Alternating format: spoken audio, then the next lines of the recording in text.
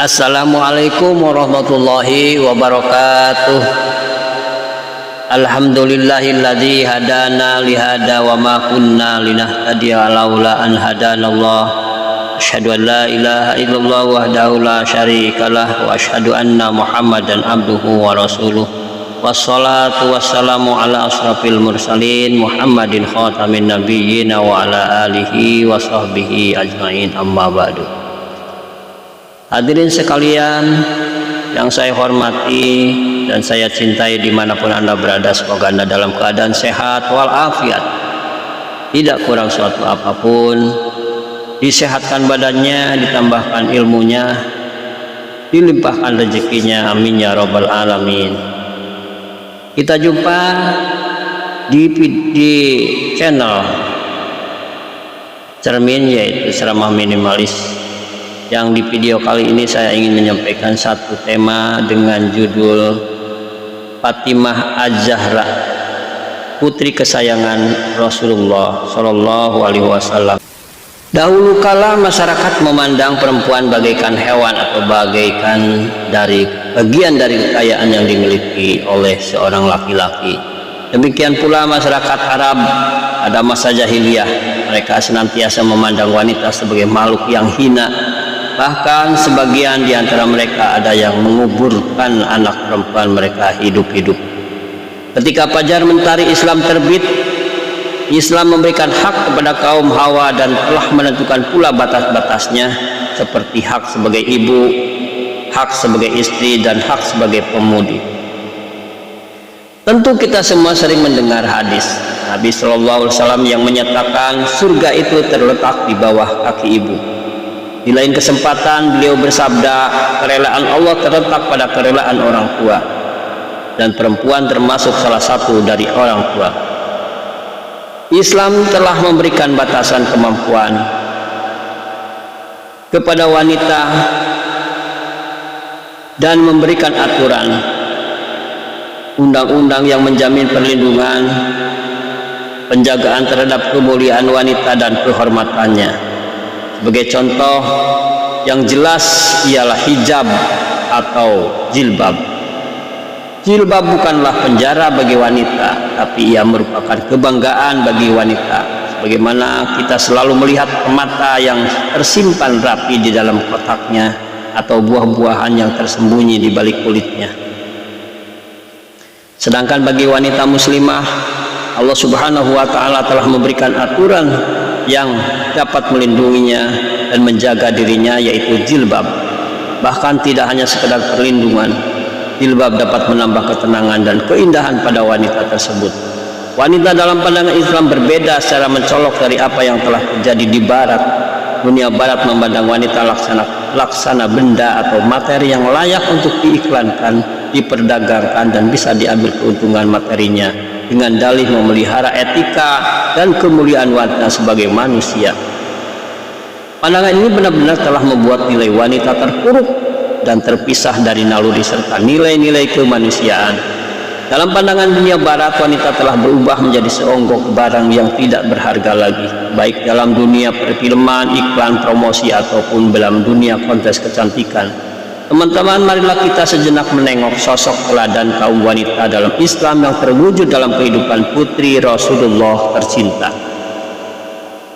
Dialah Siti Fatimah Az-Zahra alaihi salam, putri kesayangan Nabi Muhammad sallallahu alaihi wasallam, istri tercintanya Imam Ali alaihi salam, bunda termulia Hasan, Husain, dan Zainab alaihi salam.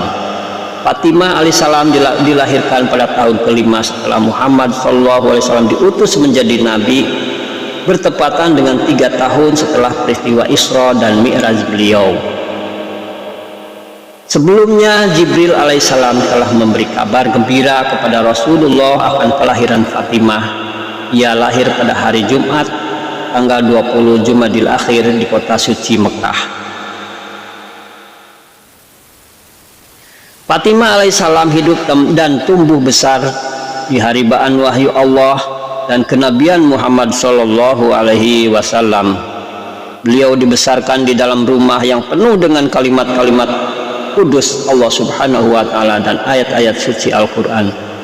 Acap kali Rasulullah SAW melihat Fatimah masuk ke dalam rumahnya, beliau langsung menyambut dan berdiri, kemudian mencium kepala dan tangannya. Pada suatu hari Aisyah bertanya kepada Rasulullah SAW tentang sebab kecintaan beliau yang sedemikian besar kepada Fatimah alaihissalam. Beliau menegaskan, "Wahai Aisyah, jika engkau tahu apa yang aku ketahui tentang Fatimah, niscaya engkau akan mencintainya sebagaimana aku mencintainya. Fatimah adalah darah dagingku, ia tumpah darahku. Barang siapa yang membencinya, maka ia telah membenciku, dan barang siapa yang membahagiakannya, maka ia telah membahagiakanku." Kaum muslimin telah mendengar sabda Rasulullah yang menyatakan bahwa sesungguhnya Fatimah diberi nama Fatimah karena dengan nama itu Allah lah Subhanahu wa ta'ala telah melindungi setiap pencintanya dari azab neraka. Fatimah Az-Zahra alaihissalam menyerupai ayahnya Muhammad sallallahu alaihi wasallam dari sisi rupa dan akhlaknya. Ummu Salamah radhiyallahu anha, istri Rasulullah, menyatakan bahwa Fatimah adalah orang yang paling mirip dengan Rasulullah. Demikian juga Aisyah, ia pernah menyatakan bahwa Fatimah adalah orang yang paling mirip dengan Rasulullah dalam ucapan dan pikirannya. Fatimah alaihissalam mencintai ayahnya melebihi cintanya kepada siapapun. Setelah ibunda kekasihnya Khadijah alaihissalam wafat, beliaulah yang merawat ayahnya ketika masih berusia 6 tahun. Beliau senantiasa berusaha untuk menggantikan peran ibunya bagi ayahnya itu. Pada usia yang masih belia itu, Fatimah menyertai ayahnya dalam berbagai cobaan dan ujian yang dilancarkan oleh orang-orang musyrikin Mekah terhadapnya. Dialah yang membalut luka-luka ayahnya dan yang membersihkan kotoran-kotoran yang dilemparkan oleh orang-orang Quraisy ke arah ayahanda tercinta. Fatimah senantiasa mengajak bicara sang ayah dengan kata-kata dan obrolan yang dapat menggembirakan dan menyenangkan hatinya. Untuk itulah Rasulullah SAW memanggilnya dengan julukan Ummu Abiha, yaitu ibu bagi ayahnya, karena kasih sayangnya yang sedemikian tercurah kepada ayahandanya. Pernikahan Fatimah alaihissalam. Setelah Fatimah alaihissalam mencapai usia dewasa dan tiba pula saatnya untuk beranjak pindah ke rumah suaminya menikah, banyak dari sahabat-sahabat yang berupaya meminangnya. Di antaranya mereka adalah Abu Bakar dan Umar. Rasulullah SAW menolak semua pinangan mereka. Kepada mereka beliau mengatakan, "Saya menunggu keputusan wahyu dalam urusan Fatimah." Kemudian Jibril alaihissalam datang untuk mengabarkan kepada Rasulullah SAW bahwa Allah telah menikahkan Fatimah dengan Ali bin Abi Thalib alaihissalam. Tak lama setelah itu Ali alaihissalam datang menghadap Rasulullah dengan perasaan malu menyeliputi wajahnya untuk meminang Fatimah alaihissalam. Sang ayah pun menghampiri putri tercintanya untuk meminta pendapatnya seraya menyatakan, "Wahai Fatimah, Ali bin Abi Thalib adalah orang yang telah kau kenali kekerabatan, keutamaan dan keimanannya. Sesungguhnya aku telah memohonkan pada Tuhanku agar menjodohkan engkau dengan sebaik-baik makhluknya, seorang pecinta sejatinya. Ia telah datang menyampaikan pinangannya atasmu. Bagaimana pendapatmu atas pinangan ini?" Fatimah alaihissalam diam. Lalu Rasulullah SAW pun mengangkat suaranya seraya bertakbir, "Allahu Akbar." Diamnya adalah tanda kerelaannya acara pernikahan. Rasulullah SAW kembali menemui Ali alaihissalam sambil mengangkat tangan sang menantu seraya berkata, "Bangunlah. Bismillah, bibarakatillah, Masya Allah, la haula wa la quwata illa billah, tawakkaltu Allah." Kemudian Nabi SAW menuntun Ali dan mendudukkannya di samping Fatimah. Beliau berdoa, "Ya Allah, sesungguhnya keduanya adalah makhlukmu yang paling aku cintai, maka cintailah keduanya, berkatilah keturunannya, dan peliharalah keduanya. Sesungguhnya aku menjaga mereka berdua dan keturunannya dari setan yang terkutuk." Rasulullah mencium keduanya sebagai tanda ungkapan selamat berbahagia. Kepada Ali beliau berkata, "Wahai Ali, sebaik-baik istrimu adalah istrimu. Dan kepada Fatimah beliau menyatakan, wahai Fatimah, sebaik-baik suami adalah suamimu. Di tengah-tengah keramaian dan kerumunan wanita yang berasal dari kaum Ansar, Muhajirin dan Bani Hasyim telah lahir sesuci-suci dan seutama-utamanya keluarga dalam sejarah Islam yang kelak menjadi benih bagi Ahlul Bait Nabi yang telah Allah bersihkan kotoran jiwa dan mereka dan telah sucikan mereka dengan sesuci-sucinya. Acara pernikahan kudus itu berlangsung dengan kesederhanaan. Saat itu Ali tidak memiliki sesuatu yang bisa diberikan sebagai mahar kepada sang istri selain pedang dan perisainya. Untuk menutupi keperluan mahar itu, ia bermaksud menjual pedangnya. Tapi Rasulullah SAW mencegahnya karena Islam memerlukan pedang itu dan setuju apabila Ali menjual perisainya. Setelah menjual perisai, Ali menyerahkan uangnya kepada Rasulullah SAW. Dengan uang tersebut beliau menyuruh Ali untuk membeli minyak wangi dan perabot rumah tangga yang sederhana guna memenuhi kebutuhan keluarga yang baru ini. Kehidupan mereka sangat bahagia. Rumah mereka hanya memiliki satu kamar, letaknya di samping masjid Nabi SAW. Hanya Allah Subhanahu wa Ta'ala saja yang mengetahui kecintaan yang terjalin di antara dua hati, Ali dan Fatimah. Kecintaan mereka tertumpahkan demi Allah dan di atas jalannya. Fatimah alaihissalam senantiasa mendukung perjuangan Ali alaihissalam dan pembelaannya terhadap Islam sebagai risalah ayahnya yang agung dan mulia. Dan suaminya senantiasa berada di barisan utama dan terdepan dalam setiap peperangan. Dialah yang membawa panji Islam dalam setiap peperangan kaum muslimin. Ali pula yang senantiasa berada di samping mertuanya Rasulullah SAW. Fatimah alaihissalam senantiasa berusaha untuk berkhidmah dan membantu suami, juga berupaya untuk meringankan kepedihan dan kesedihannya. Beliau adalah sebaik-baik istri yang taat. Beliau bangkit untuk memikul tugas-tugas layaknya seorang ibu rumah tangga. Setiap kali Ali pulang ke rumah, ia mendapatkan ketenangan, ketentraman, dan kebahagiaan di sisi sang istri tercinta. Fatimah alaihissalam merupakan pokok yang baik, yang akarnya menghujam kokoh ke bumi dan cabangnya menjulang tinggi ke langit. Fatimah dibesarkan dengan cahaya wahyu dan beranjak dewasa dengan didikan Al-Quran.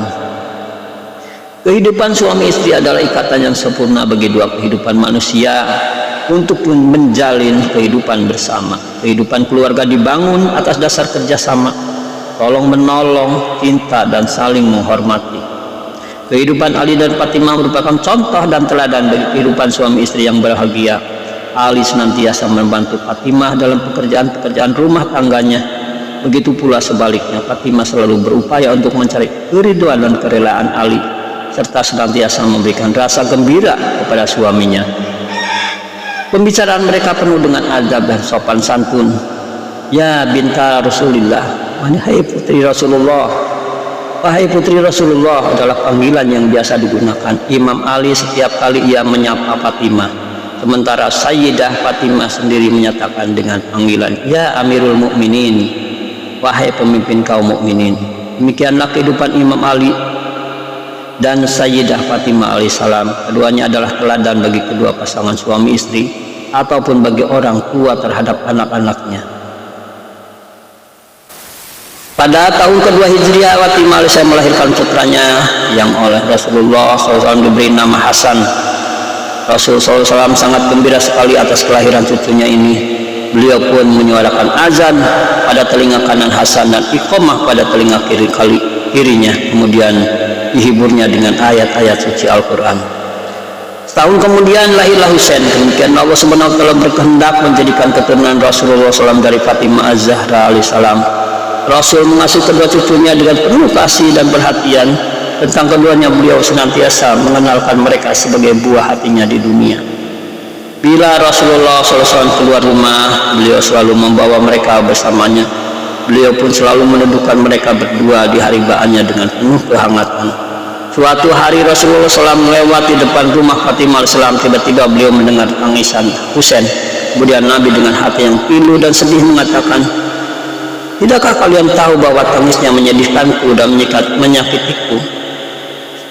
1 tahun berselang Fatimah alaihissalam melahirkan Zainab. Setelah itu Ummu Kulsum pun lahir.